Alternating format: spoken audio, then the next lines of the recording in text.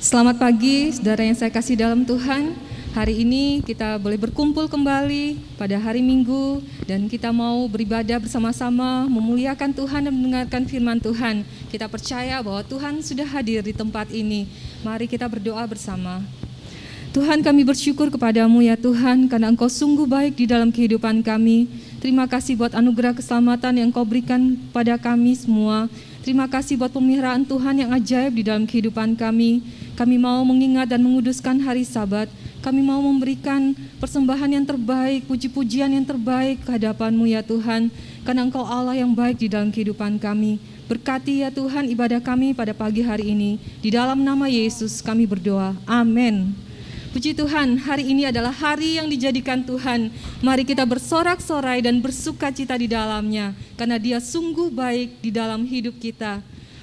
Dia mati bagiku, Dia bangkit bagiku. Amin.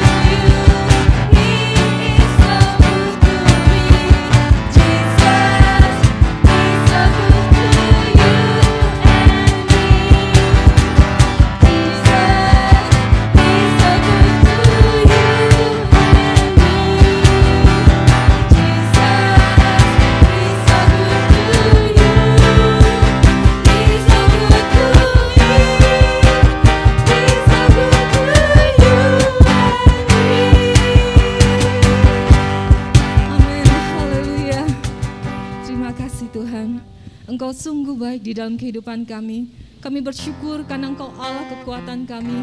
Engkau Allah penyelamatkan kami. Kuasa-Mu Tuhan sempurna di dalam hidup kami.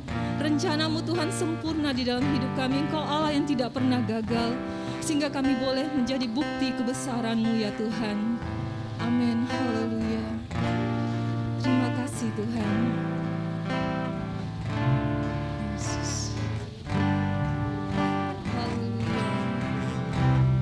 Amin Yesus. Hidupku mengenapi firman-Mu, tanda mujizat sertai tiap langkahku. Kau bersamaku di dalamku, jadi bukti kebesaran-Mu.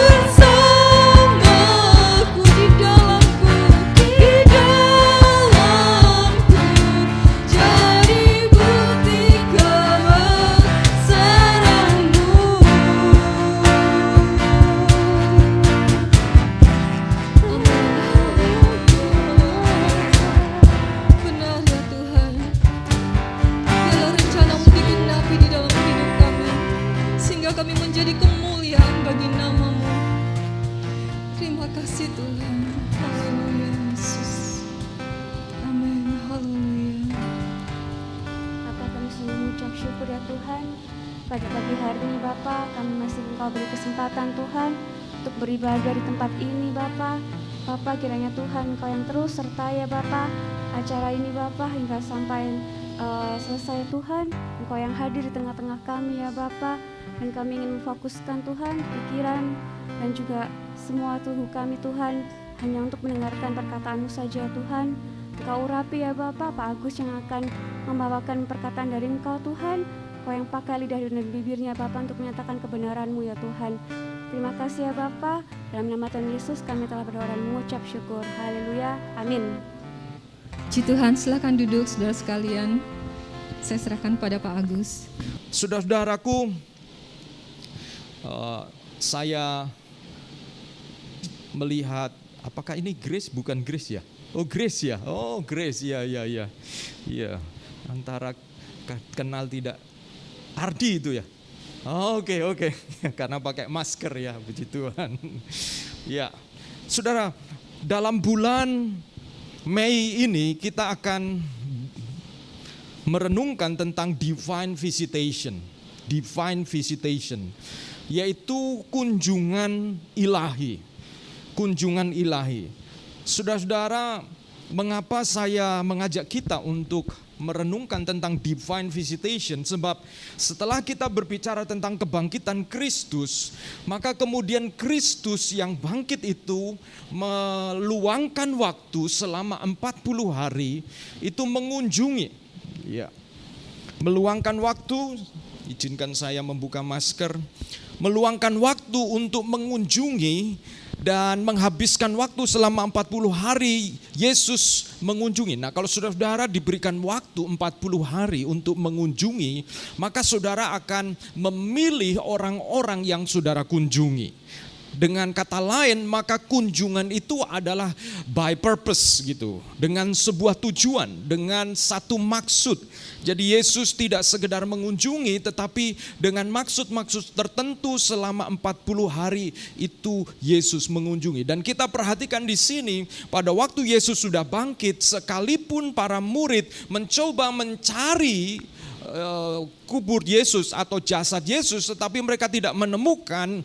Dan yang kita belajar bersama bahwa Yesuslah yang mengambil inisiatif untuk mengunjungi orang-orang tersebut. Sehingga dengan demikian kita bisa menyimpulkan bahwa selama 40 hari Yesus menampakkan diri kepada orang-orang tersebut adalah by purpose, dengan sebuah maksud, dengan tujuan. Nah, inilah yang kita akan renungkan selama bulan Mei ini, divine visitation, kunjungan ilahi kepada orang-orang tersebut. Dan pagi hari ini saya mengajak kita untuk memperhatikan satu pribadi yang dikunjungi oleh Yesus pada waktu Yesus sudah bangkit. Nah, saudara-saudara, pagi ini saya memberi judul renungan kita yaitu ratapan menjadi tarian.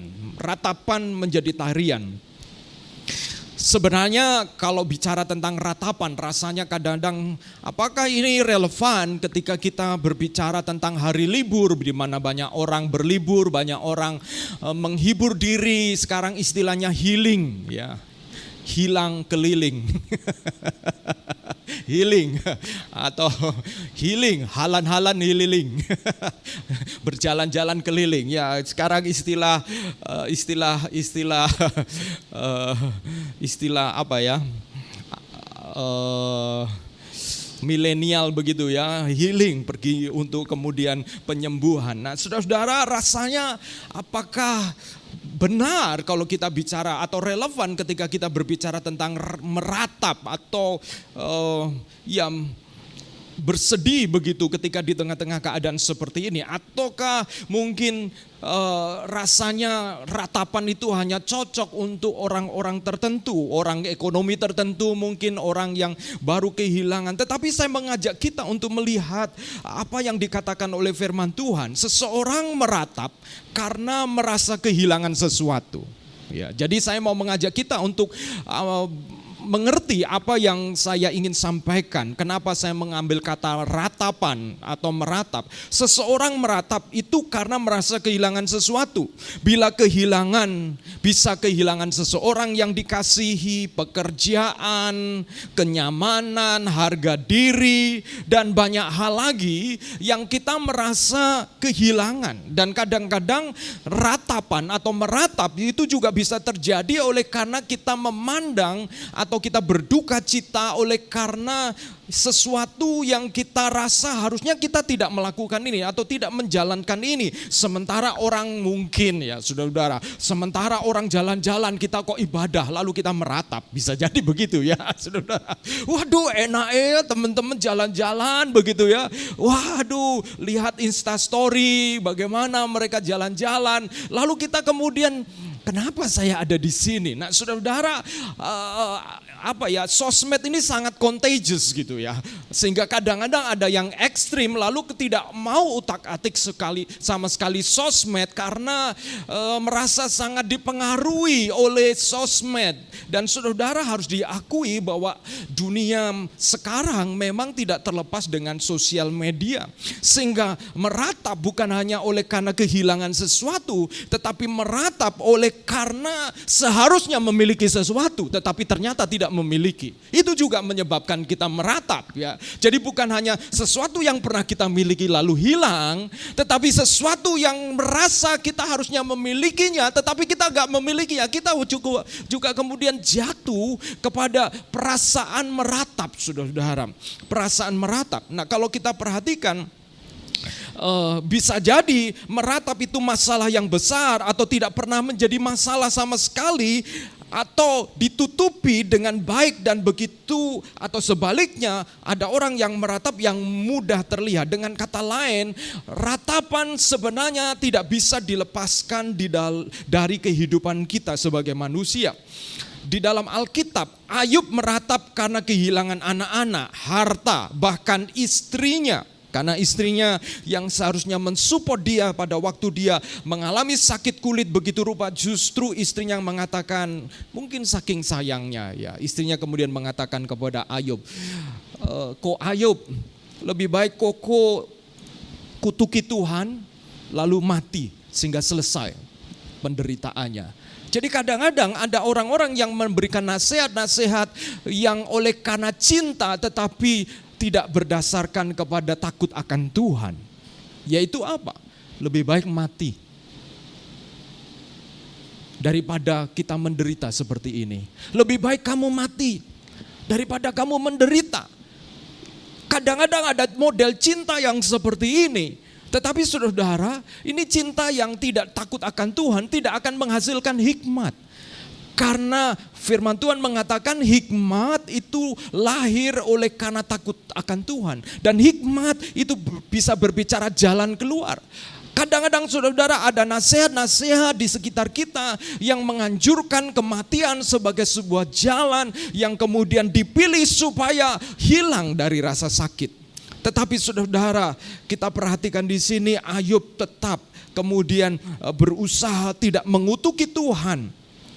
Dan tetapi sekali lagi Ayub begitu meratap karena pada saat yang sama dia tidak merasa bersalah, tetapi mengapa dia diberikan penderitaan oleh Tuhan. Ini juga bisa menyebabkan orang meratap. Raja Daud, saya melihat ada bentuk ratapan yang berbeda. Raja Daud seharusnya meratap karena dia kehilangan kesucian. Sebagai seorang raja, sebagai seorang suami, sebagai seorang hamba Tuhan, tetapi kemudian dia berzina dengan Batsheba, bahkan kemudian dia membunuh suami Batsheba yaitu Uria. Tetapi seharusnya dia meratap, justru dia tidak meratap, tidak merasa bersalah, saudara-saudara. Jadi dengan kata lain, kadang-kadang ratapan itu penting, meratap itu penting, tetapi justru pada waktu seharusnya ratapan itu hadir atau ratapan itu dialami tetapi tidak dialami seperti Daud, maka apa yang terjadi? Daud kemudian menjadi tidak bisa merasakan kehadiran Tuhan. Di dalam 2 Samuel pasal 12 ayat 5 sampai 7 dikatakan di sana bahwa Daud menjadi ketika Nabi Nathan menceritakan tentang sebuah kisah tentang seorang janda yang punya hanya domba satu, lalu ada orang kaya yang kemudian kedatangan tamu, lalu seharusnya dia yang kaya yang punya banyak domba menyembelih dari dombanya sendiri, tetapi orang kaya ini justru mengambil domba satu-satunya milik janda itu. Lalu kemudian Nabi Nathan mengatakan, kemudian itu terjadi di sini. Lalu Daud dengan marah, dikatakan 2 Samuel pasal 12 ayat 5. Lalu Daud menjadi sangat marah karena orang itu, dan ia berkata kepada Nathan, demi Tuhan yang hidup, orang yang melakukan itu harus dihukum mati. Dan anak domba betina itu harus dibayar gantinya 4 kali lipat karena ia telah melakukan hal itu dan oleh karena ia tidak kenal belas kasihan. Kemudian berkatalah Nathan kepada Daud, engkaulah orang itu. Daud sampai tidak sadar bahwa sebenarnya perilakunya adalah seperti orang kaya yang mengambil domba dari janda itu. Kadang-kadang seharusnya kita meratap, tapi kita tidak menyadari sehingga kita tidak meratap. Dan akibatnya saudara-saudara, ratapan itu karena tidak terjadi maka justru kita semakin hilang. Saudara, saya tertarik dengan sebuah kutipan ini. Tolong, Excel. You can truly heal from a loss until you allow yourself to really feel the loss. Anda tidak dapat benar-benar sembuh dari kehilangan sampai Anda mengizinkan diri Anda untuk benar-benar merasa kehilangan tersebut. Kita tidak mungkin sembuh dari rasa kehilangan, dari satu perasaan kehilangan, kalau kita tidak benar-benar mengizinkan diri kita sungguh-sungguh merasakan kehilangan. Ya benar, penyangkalan adalah langkah yang menyebabkan orang menderita lebih lama. Sulit sembuh. Apakah kamu baik-baik saja? Oh, sorry ya, saya enggak, saya baik-baik aja kok. Enggak apa-apa. Saya enggak apa-apa. Ya, kadang-kadang orang Indonesia begitu ya. Enggak apa-apa begitu ya. Tetapi sebenarnya kita merasa ada sesuatu. Ketika kita tidak mengakui, tidak jujur dengan apa yang kita alami, yang kita rasakan, justru itu menghambat proses kesembuhan. Yang berikutnya. Nah, pertanyaannya, apakah ketika kita jujur itu kemudian kita sembuh? Tidak, saudara-saudara. Ketika kita jujur dengan perasaan kita, maka bukan berarti kita langsung sembuh. Tidak, kejujuran adalah langkah awal. Keterbukaan kepada Tuhan adalah langkah awal. Ketika kita terbuka kepada Tuhan tentang apa yang kita alami, yang kita rasakan, itu adalah langkah awal. Bukan segalanya. Itu hanya membuat saudara dan saya ketika kita jujur, kita menjadi manusia, kita menyadari kemanusiaan kita. We are human, we are limited. Kita terbatas. Dan pada saat kita merasa terbatas, disitulah kita menyadari Tuhan yang tak terbatas. Sepanjang kita merasa saya bisa, saya oke, saya mampu melakukannya, maka sulit Tuhan untuk menyatakan diri. Mengapa? Karena kita kemudian melihat bahwa ketika kita terbuka, ketika kita jujur, kita menjadi seperti merasa kita tidak sempurna. Padahal tidak ada seorang manusia pun yang sempurna, saudara-saudara. Disinilah diperlukan tubuh Kristus, disinilah kita perlu datang kepada Tuhan supaya kita terbuka dan jujur. Next slide. Kita perlu, apakah ada kutipan sebelumnya, Excel? No? Nah ini dia. Grieving doesn't make you imperfect, it makes you human. Saudara, berapa waktu ini saya ingin kita semua membangun suasana atmosfer di SAF ini untuk menjadi terbuka. Ya, untuk orang, it's okay, angkat tangan dan mengatakan saya perlu didoakan. Why? It makes you human. Itu membuat Anda dan saya menjadi manusia. Dan bukankah kita ketika datang kepada Tuhan, yang membedakan kita dengan Dia adalah kita manusia dan Dia adalah Tuhan. Don't play God. Jangan bermain Tuhan, bahwa seolah-olah Tuhan yang perlu kita, seolah-olah kita tidak merasa apa-apa. Tidak. Saudara, jadilah human, di mana ketika kita menjadi manusia, kita menjadi apa adanya. Di sanalah saudara-saudaraku, divine visitation, kunjungan ilahi itu dapat terjadi.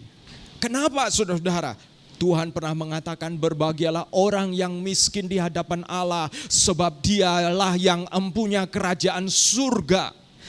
Itu artinya apa?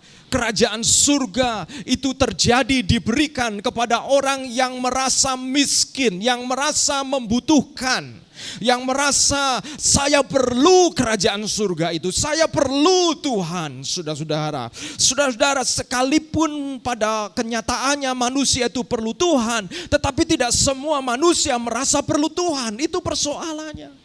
Itu persoalannya, saudara-saudara. Sehingga tidak merasa membutuhkan divine visitation. Nah, saya mengajak kita untuk memperhatikan Yohanes 16 ayat 20 sampai 22 yang merupakan pernyataan Yesus sebelum Yesus kemudian ditangkap, disalibkan, dan pada akhirnya dia bangkit. Dia mengatakan begini, aku berkata kepadamu, sesungguhnya kamu akan menangis dan meratap, tetapi dunia akan bergembira. Kamu akan berduka cita, tetapi duka citamu akan berubah menjadi sukacita. Ratapan akan berubah menjadi tarian. Seorang perempuan berduka cita pada saat ia melahirkan, tetapi sesudah ia melahirkan anaknya, ia tidak ingat lagi akan penderitaannya, karena kegembiraan bahwa seorang manusia telah dilahirkan ke dunia. Demikian juga kamu sekarang diliputi duka cita, tetapi aku akan melihat kamu lagi dan hatimu akan bergembira, dan tidak ada seorang pun yang dapat merampas kegembiraanmu itu daripadamu. Yesus sedang bicara apa? Yesus sedang bicara bahwa engkau akan kehilangan aku. Murid-murid tidak paham duka cita seperti apa yang akan mereka alami. Tetapi Yesus sudah memberitahu, kamu akan mengalami menangis dan meratap. Tetapi dunia akan bergembira. Orang-orang akan bergembira karena berpikir bahwa Yesus telah mati, dan murid-murid berduka cita. Tetapi ini yang dikatakan Tuhan, duka citamu akan berubah menjadi sukacita. Saudara-saudaraku, harus kita akui bahwa kalau saudara menjadi percaya kepada Yesus, saudara sebenarnya harus siap untuk berduka cita. Mengapa? Karena banyak hal yang membuat dunia bergembira, saudara-saudara tidak bisa menikmatinya lagi. Sehingga kita seolah-olah berduka cita. Kita seolah-olah berduka cita. Kadang-kadang ada obrolan di antara pendeta-pendeta gitu, dan saya satu kali mengatakan saya tolak itu, saya bilang gitu ya. Ada obrolan, kita hamba-hamba Tuhan, kita hiburannya apa gitu? Hiburannya apa gitu? Kita ini apa ya? Ujungnya seolah ingin mengatakan hiburan hamba Tuhan itu ya makan aja. Karena itu yang gak berdosa gitu. Hiburan yang lain itu hiburan-hiburan ya. Kita kan ini yang ngomong di antara para pria gitu ya. Kita kan gak bisa berjudi atau apa. Saya bilang, pikiranmu itu menyesatkan, saya ngomong. Kamu seperti mengesankan bahwa ikut Tuhan, kamu tidak mengalami hidup yang berkelimpahan.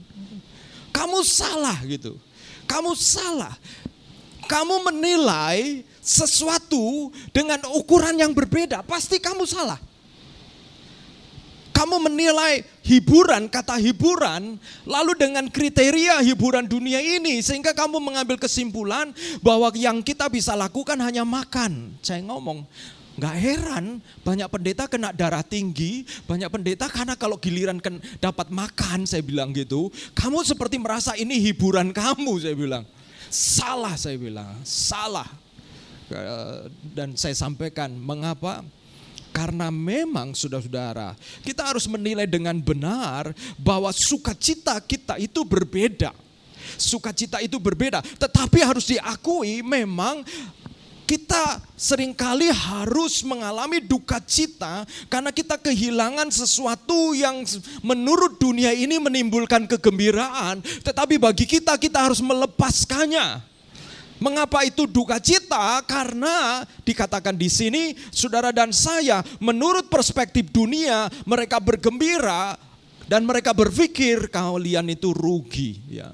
Kalian itu rugi.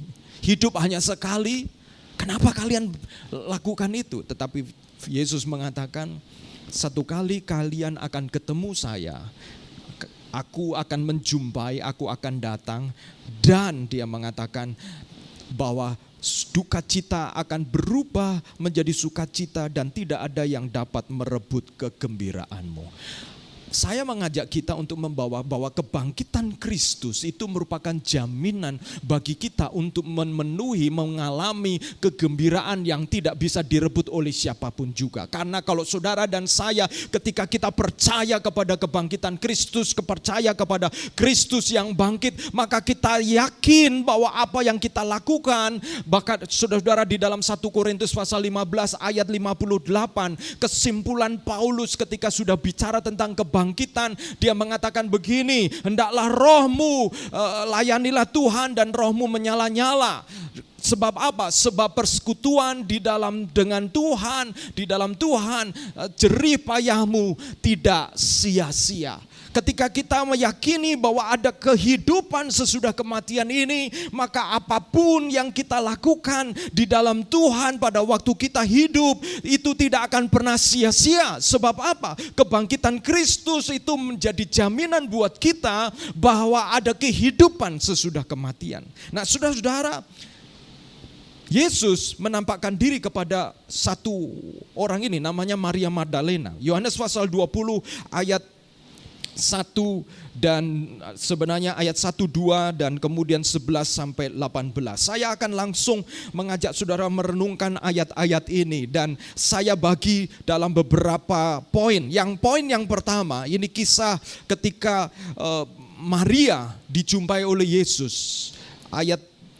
Ayat 1 dan 2 dalam Yohanes pasal 20. Pada hari pertama minggu itu, pagi-pagi benar ketika hari masih gelap, pergilah Maria Magdalena ke kubur itu dan ia melihat bahwa batu telah diambil dari kubur. Ia berlari-lari mendapatkan Simon Petrus dan murid yang lain yang dikasih Yesus dan berkata kepada mereka, Tuhan telah diambil dari kuburnya dan kami tidak tahu di mana ia diletakkan.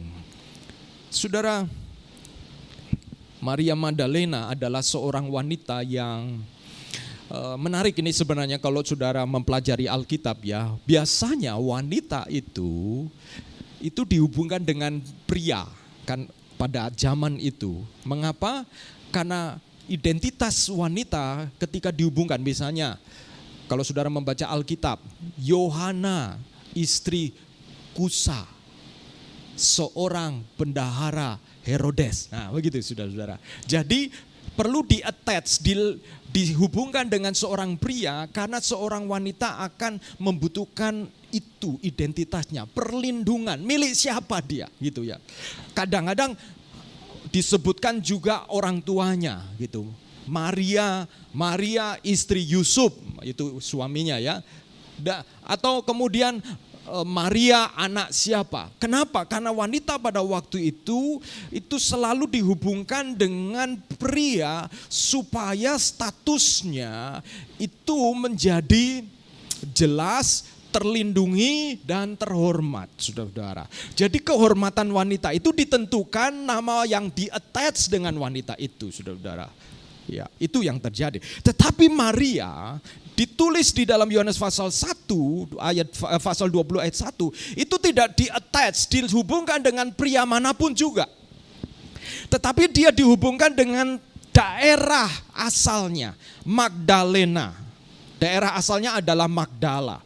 Jadi mungkin bisa disebutkan misalnya Stefani dari mana Royal Resident atau mana gitu ya saudara.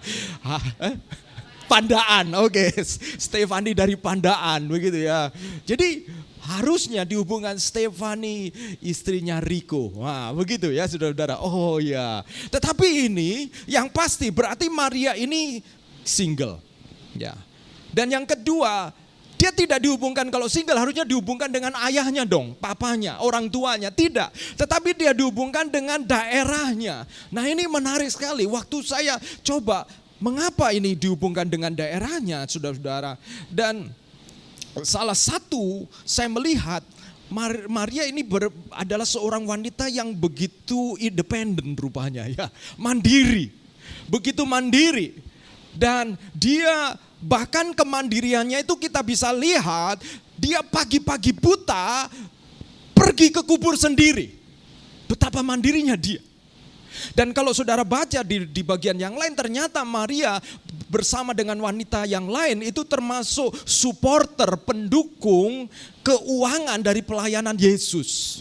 Jadi nampaknya Maria ini seorang wanita independen, mandiri, wanita yang juga punya kekuatan finansial. Dan daerah Magdala adalah daerah yang terkenal dengan produk ikan, seafoodnya begitu ya saudara-saudara. Jadi Maria lebih dihubungkan dengan daerah asalnya, dan kalau kita membaca bahwa dia adalah seorang wanita yang telah dilayani oleh Yesus dan dilepaskan dari 7 setan yang merasukinya. Jadi Maria menjadi wanita yang istimewa karena dia adalah seorang yang independen, seorang yang kemudian lebih banyak dihubungkan daerahnya, dan bagaimana dia mengalami Tuhan dalam hidupnya. Hanya disebutkan bahwa dia seorang yang pernah diusir 7 setan daripadanya. Nah, kita lihat dari sini Yesus dalam kunjungannya pada waktu dia bangkit ternyata mengunjungi Maria. Nah, saudara, kalau saudara nonton film Da Vinci Code, ya, kisah Maria Magdalena ini diambil oleh siapa itu, si Brown itu ya. Itu dikatakan bahwa Maria ini menikah dengan Yesus, ya itu ya. Dan saudara-saudara, dia ini memang menarik karena dia bukan hanya ngarang, tetapi ini memang ada semacam perkembangan di dalam sejarah itu, ada yang salah memahami Maria ini ya. Sehingga bahkan ada aliran-aliran yang kemudian bahwa Maria menikah dengan Yesus sehingga kemudian ada keturunan. Nah, kenapa bisa muncul seperti pendapat seperti ini? Karena Maria kemudian kadang-kadang disalahpahami dengan wanita yang lain yang tidak disebutkan namanya, lalu dipikir itu adalah kemudian Maria Magdalena, seperti wanita yang mengurapi Yesus. Ada Maria dari Betania, ada wanita yang tidak disebutkan namanya. Lalu kemudian orang mengatakan ini Maria Magdalena. Lalu ada yang mengatakan Maria Magdalena adalah prostitut itu, seorang wanita berdosa itu. Ada pendapat-pendapat yang kalau di-attach kepada Maria Magdalena sehingga muncul asumsi-asumsi yang salah. Tapi saya ingin katakan saudara-saudara, Maria bukan seperti itu. Saya tidak setuju dengan itu semua dan itu tidak benar menurut Alkitab saudara-saudara. Tetapi seringkali saya ingin mengatakan, saya sedih juga begini. Kadang-kadang wanita seperti Maria, kalau saudara ada lukisan-lukisan yang menggambarkan Maria Magdalena, itu hanya dieksposisi seksualitinya. Ya. Seksualitinya. Dan saya sedih kalau wanita hanya dipandang dari sisi itu. Dan saya mau bicara kepada saudara-saudara wanita. Saudari wanita, saudara bukan hanya dari sisi itu saudara menonjol. Saudara, Yesus datang kepada Maria, perhatikan ini. Bukan karena Maria Magdalena seksi. Dan saya ingin mengingatkan kepada para wanita, jangan sampai dunia hanya menilai wanita karena seksualitinya, karena keseksiannya. Dan memang dunia itu menampilkan kebanyakan wanita seperti itu. Seperti itu. Apa hubungannya mobil dengan wanita cantik? Ya. Di dalam showroom. Kenapa tidak pria-pria ganteng yang tetapi kenapa wanita-wanita cantik? Dunia menampilkan wanita dan menonjolkan seksualitas wanita. Dan itu menyedihkan. Dan saya mendapatkan kebenaran seolah-olah Yesus menjumpai Maria Magdalena. Karena Yesus mengatakan, hei wanita, engkau lebih daripada sekedar yang dunia pikirkan. Wanita, kadang-kadang wanita juga kadang-kadang ada wanita yang memanfaatkan itu. Untuk memperoleh apa yang dia inginkan. Tetapi saudara perhatikan, Yesus mengunjungi Maria Magdalena karena apa? Karena Maria benar-benar berduka kehilangan Yesus. Maria memiliki hubungan dengan Yesus sebagai rabi, sebagai guru. Saudara-saudaraku, yang pertama, kebenaran yang pertama yang saya bisa ambil, kita sering menjalani kehidupan berdasarkan kesimpulan yang salah. Saudara perhatikan di sini Yohanes pasal 20 ayat 1 dan 2 dikatakan di sana, Maria pergi ke kubur itu dan ia melihat dengan matanya bahwa batu telah diambil dari kubur. Ini fakta. Batu telah diambil dari kubur. Batu telah terguling. Ia berlari-lari mendapatkan Simon Petrus ayat 2 dan murid yang lain yang dikasihi Yesus dan berkata kepada mereka, Tuhan telah diambil orang dari kuburnya dan kami tidak tahu di mana ia diletakkan. Saudara perhatikan ini. Kita itu seperti Maria ini seringkali. Kita melihat faktanya benar. Fakta kubur kosong, batu telah tersingkir. Tapi kesimpulannya yang salah. Kesimpulannya yang salah. Maria kemudian menyimpulkan bahwa mayat Yesus telah dicuri. Kita ini sering hidup dengan asumsi, saudara-saudara. Sering kita menghadapi sebuah fakta, tetapi kemudian mengambil kesimpulan yang salah dan parahnya kita kemudian hidup dengan kesimpulan yang salah ini. Saya ini gagal karena begini. Lalu kita menyimpulkan diri. Pertanyaannya, saudara-saudara, pernahkah saudara mempertanyakan kesimpulan-kesimpulan yang membawa kita hidup atau kesimpulan-kesimpulan yang kita hidupi gitu ya? Ada orang yang membuat kesimpulan, orang kalau dari suku A begini, mungkin dia pernah beberapa kali mengalami masalah dengan suku A. Tetapi apakah layak untuk kemudian mengambil kesimpulan itu dan kemudian hidup dengan kesimpulan itu? Kita sering melihat fakta yang benar. Next slide. Dan mengambil kesimpulan yang salah, kemudian menjalani hidup dengan kesimpulan itu. Slide berikutnya. Coba.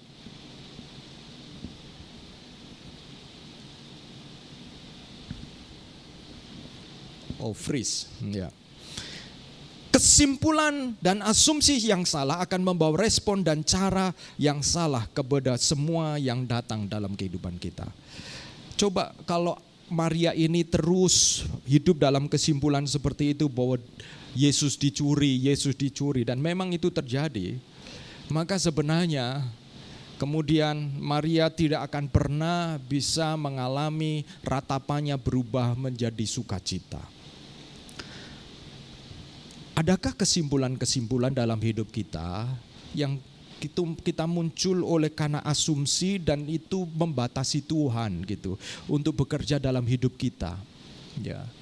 Membatasi Tuhan untuk bekerja dalam hidup kita. Poin yang kedua, saudara.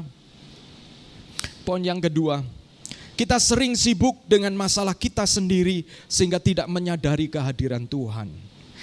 Yohanes 20 ayat 11 sampai 13 itu menarik. Tetapi Maria berdiri dekat kubur itu menangis, sambil menangis ia menjenguk ke dalam kubur itu, dan tampaklah olehnya 2 orang malaikat berpakaian putih, yang seorang duduk di sebelah kepala dan yang lain di sebelah kaki di tempat mayat Yesus terbaring. Kata malaikat-malaikat itu kepadanya, "Ibu, mengapa engkau menangis?" Jawab Maria kepada mereka, "Tuhanku telah diambil orang dan aku tidak tahu di mana ia diletakkan." Saudara perhatikan, Maria pertama kali mengambil kesimpulan dari apa yang dia lihat kubur kosong, lalu dia memberitahu kepada orang bahwa kepada murid-murid yang lain bahwa mayat Yesus telah dicuri. Jadi dari kesimpulannya dia sudah berani bertindak dan berkata-kata. Ya. Dari kesimpulan. Tidak ada intervensi Tuhan di situ. Dia nggak tanya Tuhan dulu. Lalu dia sudah bertindak dan berkata-kata. Lalu yang kedua, dia ketemu malaikat. Ada malaikat. Tetapi dia tidak sadar bahwa itu malaikat. Bahkan ketika ditanya, "Ibu, mengapa engkau menangis?" Maria kemudian mengatakan, "Tuhanku telah diambil orang dan aku tidak tahu di mana ia diletakkan." Inilah pergumulan Maria, ratapannya. Saudaraku, seringkali kita itu begitu di-cope up, kita begitu dipenuhi oleh masalah yang kita hadapi, sampai-sampai kita tidak bisa merasakan kehadiran Tuhan. Malaikat pun datang kepada kita, kita menganggapnya bukan siapa-siapa. Kita begitu merasa bahwa masalah kita itu adalah masa depan kita. Masalah kita adalah sesuatu yang akan benar-benar menentukan hidup kita sampai akhir hidup kita. Sehingga kita seringkali tidak bisa mengalami atau menyadari bahwa Tuhan hadir.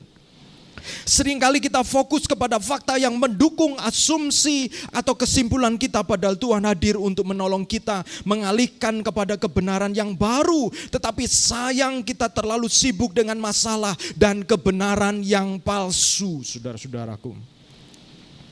Dan itulah yang terjadi. Tapi puji Tuhan, saudara, Tuhan tidak membiarkan saudara dan saya untuk hidup di dalam kebenaran yang palsu ini, saudara-saudara. Saudara, dulu saya waktu muda, saya pernah punya kebenaran palsu itu.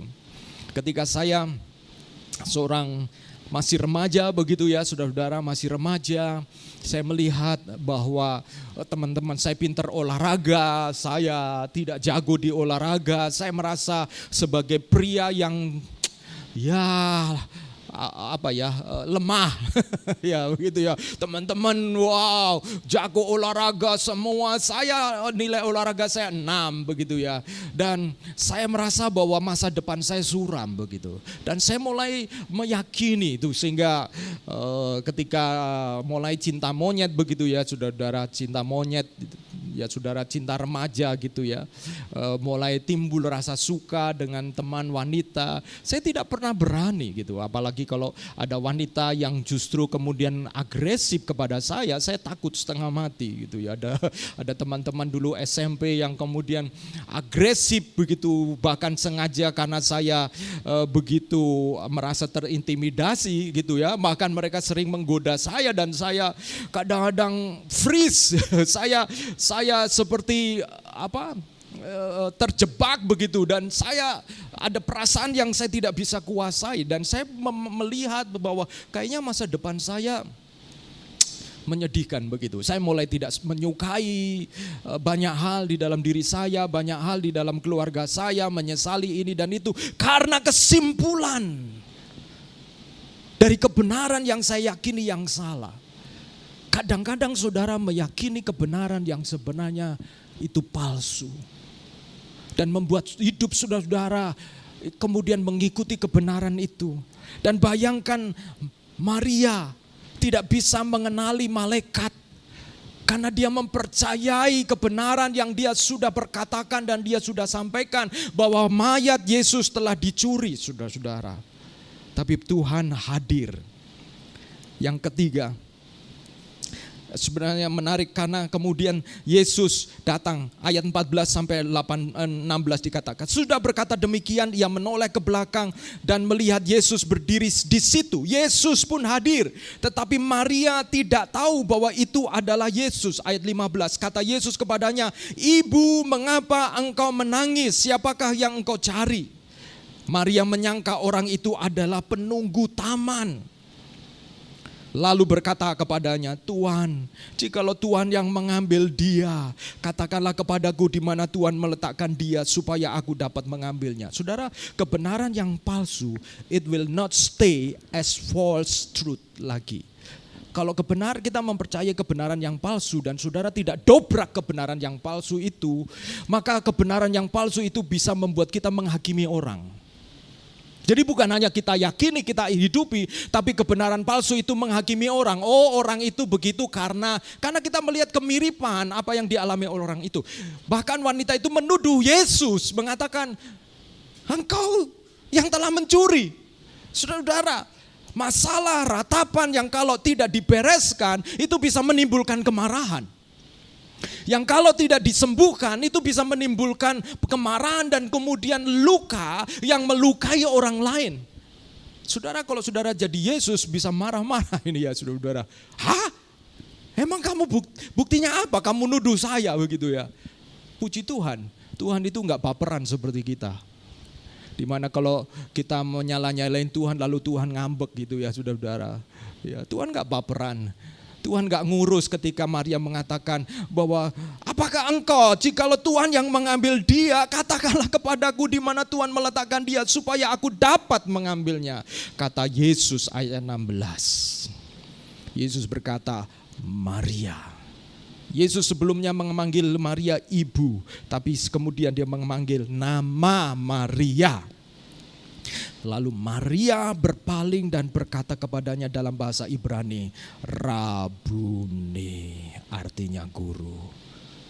Saudara, kebenaran ini begitu indah bagi saya. Karena Yesus know your name. Yesus tahu namamu.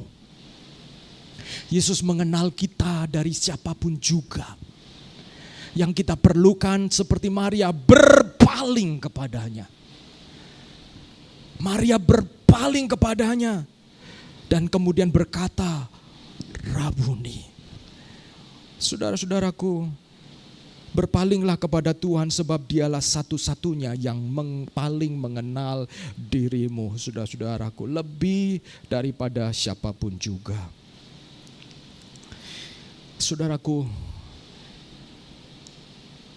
saya juga bertanya ya, kenapa Yesus waktu pertama kali memanggil Maria itu ibu?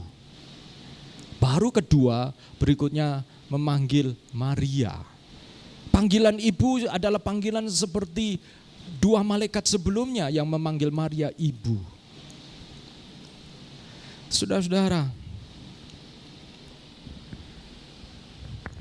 yang saya renungkan bahwa ketika Yesus memanggil nama Maria, Yesus mengadres, bahasa Inggris ya, Yesus memanggil Maria dengan intim namanya. Saya menemukan kebenaran ini, yaitu bahwa sampai kita mengadres Tuhan secara intim, secara pribadi, disitulah ada hubungan yang intim dalam pengertian seperti begini. Kalau saudara dan saya datang kepada Tuhan seperti hanya rutinitas, hanya doa yang kita hafal, doa yang mengalir tanpa benar-benar kita pikirkan, kita tidak akan benar-benar menyadari kehadiran Dia. Tapi sampai saudara-saudara memanggil Dia by name, Tuhan. Saya mau tanya kepada saudara-saudara, buat saudara yang kalau saudara sudah menjadi orang percaya, Tuhan bagi saudara itu siapa? Ya, Dia adalah Tuhan saya. Tapi sebagaimana Tuhan memanggil saudara dengan nama, dan disitulah ada klik ketika Maria dipanggil nama. Demikian juga sebenarnya ketika kita berseru kepada Tuhan sebagai Tuhan yang pribadi bagi kita, ada klik di sana. Karena sebenarnya juga Tuhan mengenal kita lebih daripada siapapun juga gitu, lebih daripada siapapun juga. Bagaimana ratapan bisa berubah menjadi tarian? Saudara harus identifikasi, saudara kenali false truth, kebenaran-kebenaran palsu yang membatasi kuasa Tuhan, kebenaran-kebenaran palsu yang mungkin saudara dengar, tetapi saudara seolah-olah membatasi Tuhan yang bangkit bagi kita. Sehingga kebenaran itu begitu real, begitu hidup. Berapa waktu yang lalu saudara-saudara ada seorang yang kemudian dia bersaksi, ini missionary yang ya kenalan, ya yang kenal, yang kemudian membantu melayani di Malang, di sekolah teologi di Malang. Mereka menceritakan begini, saudara-saudara, waktu itu saya diundang makan siang, lalu kemudian istrinya bercerita bahwa dia didiagnosa sebuah sakit yang menyebabkan tekanan darahnya itu menjadi tinggi, ya. Menjadi rendah atau tinggi? Rendah kalau saya tidak salah. Turun menjadi turun begitu ya.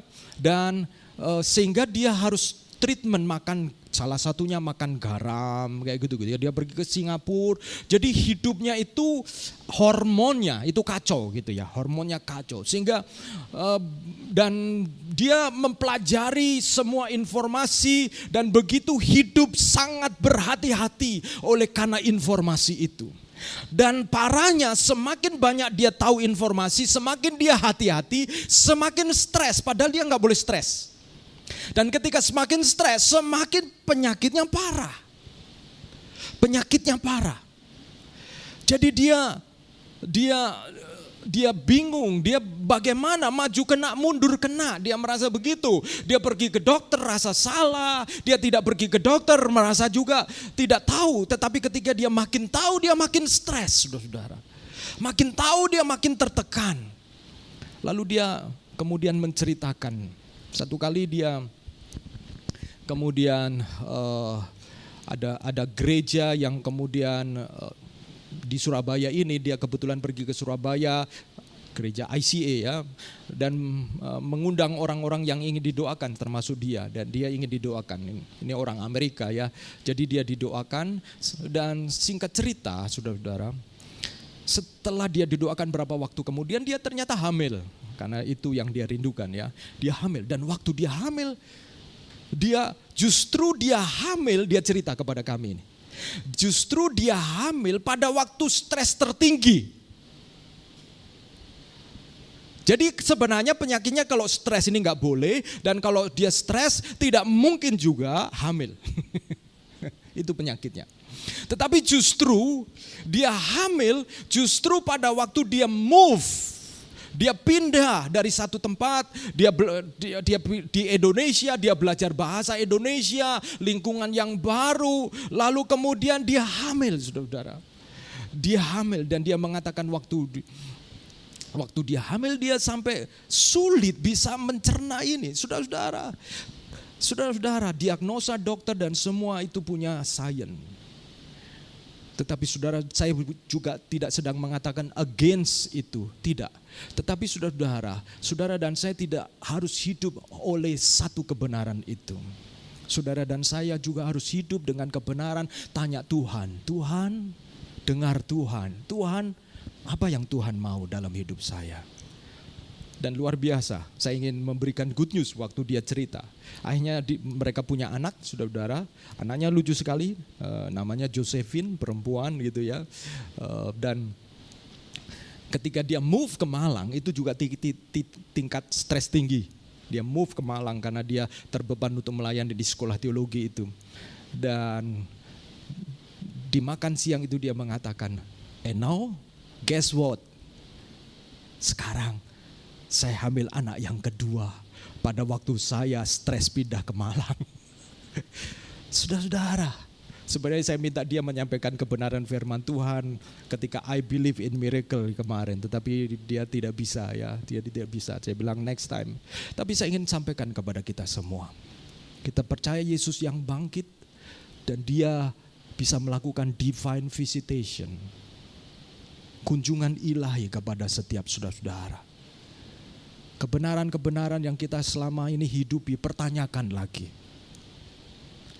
Apakah itu kebenaran yang mencerminkan Tuhan kita yang besar, mencerminkan Tuhan kita yang bangkit dari antara orang mati?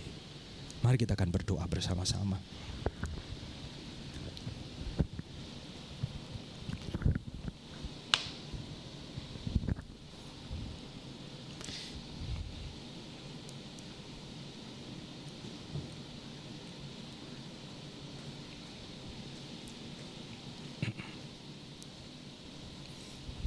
Kita langsung mempersiapkan diri untuk perjamuan kudus.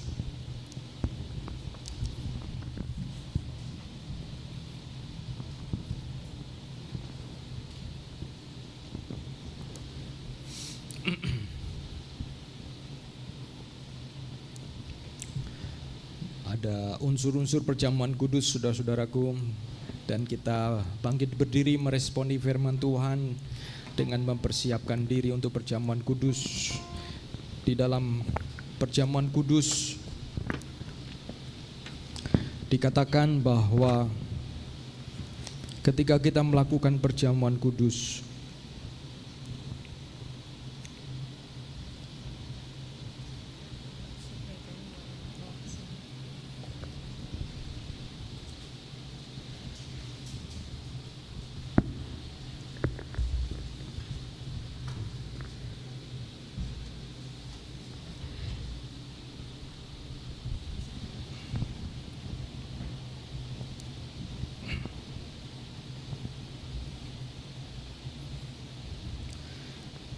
firman Tuhan berkata dalam 1 Korintus pasal 11, sebab apa yang telah kuteruskan kepadamu telah aku terima dari Tuhan, yaitu bahwa Tuhan Yesus pada malam waktu ia diserahkan, ia mengambil roti.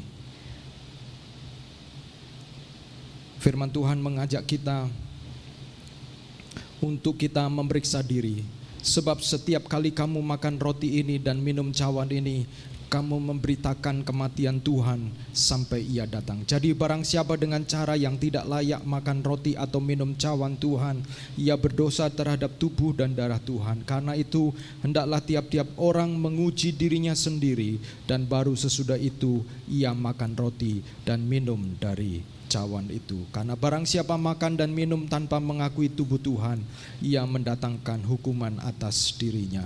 Mari kita akan memeriksa diri kita masing-masing dan kita minta Tuhan menolong kita untuk kita dipersiapkan menikmati tubuh dan darah Tuhan sebagai penebus dosa setiap kita masing-masing. Hidup yang berharga telah diberikan kepada kita, maka pasti setiap kita hidupnya juga berharga karena Kristus ada di dalam diri kita. Mari kita datang kepada Tuhan dan kita mempersiapkan diri. Saya minta tolong untuk bisa dibagikan.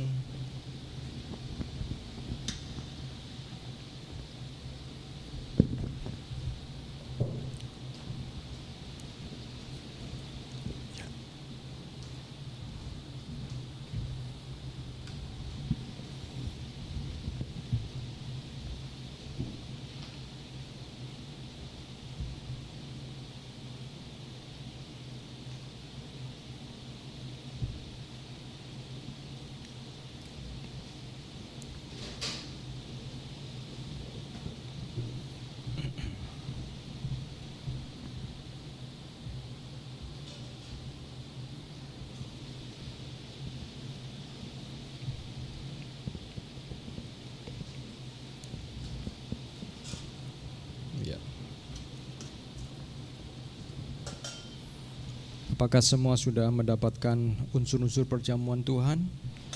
Ya, kalau sudah, mari kita akan mempersiapkan diri.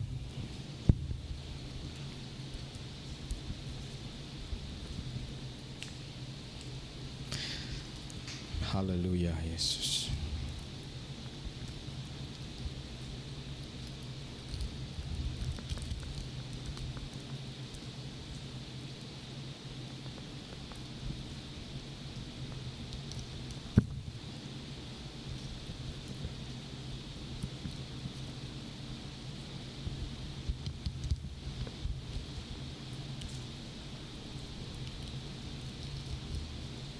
Ya.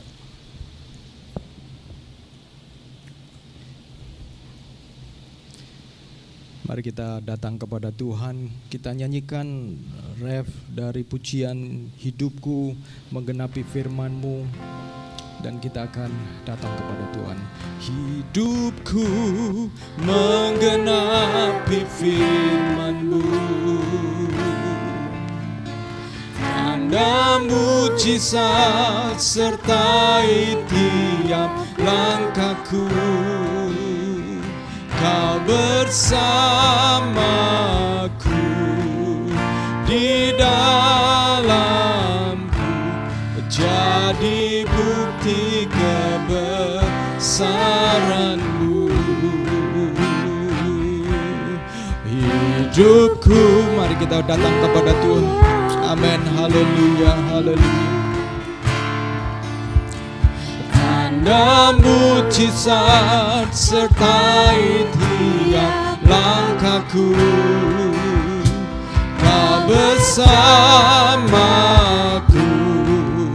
di dalammu, jadi bukti kebesaran-Mu. Haleluya. Bapa di dalam surga, kami datang kepadamu Tuhan. Engkau menilik setiap kami masing-masing. Engkau mengenal kami by name, dengan nama ya Tuhan. Tuhan, Engkau mengenal kami lebih daripada siapapun juga ya Tuhan. Dan kami percaya Engkau hadir di tengah-tengah kami ya Tuhan. Pada kesempatan siang hari ini Tuhan, kami mau mengambil waktu untuk memeriksa diri. Apabila ada kebenaran-kebenaran yang salah, asumsi-asumsi, kesimpulan-kesimpulan yang salah, yang membuat kami selalu ada di dalam seperti awan gelap itu ya Tuhan. Kami selalu berada di dalam perilaku respon-respon yang sebenarnya membuat kami melukai orang lain. Respon-respon yang kami kemudian bahkan judgmental, menyatakan kemarahan-kemarahan oleh karena kebenaran yang salah yang kami simpulkan Tuhan. Tuhan, kami mau berdoa kiranya Roh Kudus menolong kami untuk melihat ada kebenaran yang baru yang Tuhan ingin nyatakan kepada kami, bahwa Kristus sudah bangkit, bahwa kami Tuhan, Engkau mengenal kami lebih daripada siapapun juga.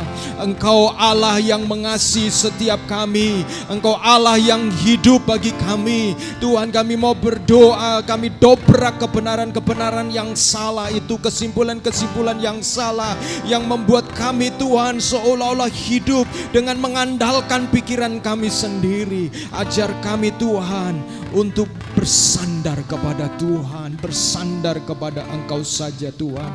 Terima kasih ya Tuhan, kami mengucap syukur, dan saatnya kami mau menikmati perjamuan kudus ini. Sucikan hati pikiran kami, dan kami bersyukur untuk anugerah-Mu.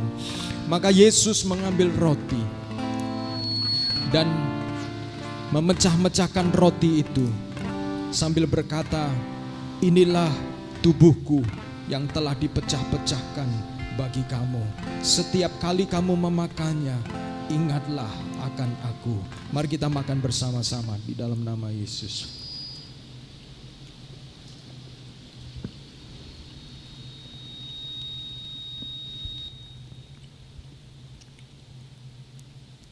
Kita mengambil cawan yang berisi anggur. Maka Yesus mengambil cawan dan berkata, inilah darahku, darah perjanjian yang baru, yang telah dicurahkan atas kamu, sehingga engkau beroleh penebusan oleh darah.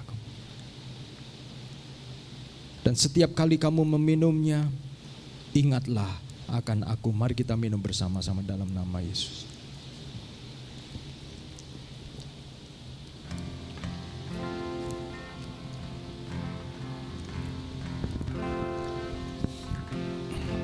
Mari kita bersyukur bersama-sama. Haleluya, haleluya. Saya minta tolong untuk Kevin bisa mengucap syukur buat perjamuan Tuhan, buat penebusan Tuhan, anugerah Tuhan yang Tuhan telah berikan. Tuhan, kami bersyukur Tuhan untuk pengorbanan-Mu bagi setiap kami Tuhan. Tuhan, kami bersyukur untuk setiap kasih yang telah Engkau tunjukkan dalam kehidupan kami. Tuhan, ajar kami juga untuk belajar menunjukkan kasih ini juga pada orang-orang di sekitar kami dan terhadap diri kami juga. Dalam nama Tuhan Yesus kami berdoa, amin. Amin. Puji Tuhan. Tuhan berkati saudara-saudara. Silakan duduk kembali. Ya, saya ingin menyampaikan pengumuman. Sekali lagi saya menyambut saudara-saudara yang baru datang, mendoakan juga saudara-saudara kita yang sedang berlibur ke luar kota. Kiranya mereka aman-aman saja, baik-baik saja. Dan terima kasih juga buat saudara-saudara yang sudah melayani pagi hari ini. Terima kasih buat para pelayan Tuhan yang setia, haleluya. Terima kasih juga Alex menjadi usher ya. Terima kasih buat semuanya. Kita terus doakan supaya Tuhan menambah-nambahkan pengerja. Dan saya sampaikan pengumuman untuk dalam 1 minggu ke depan ini. Tanggal 3 adalah tanggal merah. Jadi tidak ada moment of restoration. Kemudian hari Kamis juga belum ada komunitas tumbuh bersama ya dalam minggu ini, sehingga saudara-saudara tetap bisa berkomunikasi satu dengan yang lain. Baru minggu depannya kita akan beraktivitas seperti semula. Dan itu saja yang saya ingin sampaikan pada kesempatan minggu pagi ini.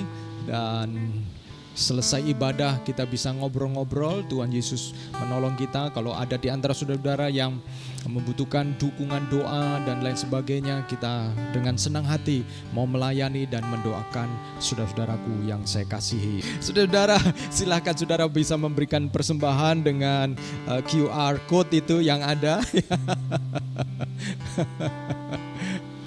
Hah? Ada juga kalau saudara-saudara mau memberikan persembahan cash begitu, di belakang ada kotak persembahan, di situ ada amplop yang saudara-saudara bisa berikan saudara-saudara. Jadi ya setelah pandemik kita memang berusaha cashless begitu ya. Karena saya juga menemukan kebenaran dari pandemik ini saudara-saudara. Orang masuk surga jangan dipersulit gitu ya. Artinya tuh gereja dan pelayanan membutuhkan keuangan. Ya, itu pasti ya. Keuangan yang kita berikan, persembahkan untuk pelayanan Tuhan itu pasti berguna. Pasti berguna. Tapi pada saat yang sama, ya, pada saat yang sama, saya yakin orang yang cinta Tuhan pasti akan memberi untuk Tuhan. Tapi bukan dengan cara dibujuk dan dirayu, diiming-imingi, ya. Saudara kalau jatuh cinta karena diiming-imingi, saudara bisa kecewa ya. Tapi kalau saudara jatuh cinta karena saudara mencintai, saudara akan terkejut dengan jatuh cinta itu sendiri ya. Kita mau jatuh cinta kepada Tuhan selalu, amin saudara-saudara. Sebab Dia baik bagi kita semua. Apa yang kita berikan tidak bisa sebanding dengan apa yang telah kita terima. Kasih Tuhan dengan apa yang kita ada. Tuhan Yesus memberkati persembahan saudara-saudara. Mari kita akan mengakhiri di dalam doa. Dan saya minta tolong Harry ya bisa menutup di dalam doa. Dan nanti saya akan doa berkat.